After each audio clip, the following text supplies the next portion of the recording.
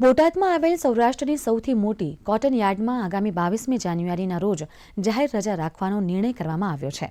અયોધ્યા સ્થિત શ્રી રામ મંદિરમાં રામલલ્લાની પુનઃ પ્રાણ પ્રતિષ્ઠા મહોત્સવને લઈ રજા જાહેર કરવામાં આવી છે. આ દિવસે શાકભાજી સહિતની તમામ હરાજી બંધ રહેશે અને બોટાદ કોટન યાર્ડમાં ચેરમેન તરફથી ખેડૂતો સહિત ગ્રામજનોને પ્રાણ પ્રતિષ્ઠા મહોત્સવની ભવ્ય ઉજવણી કરી દીપ પ્રગટાવવાની અપીલ કરવામાં આવી છે.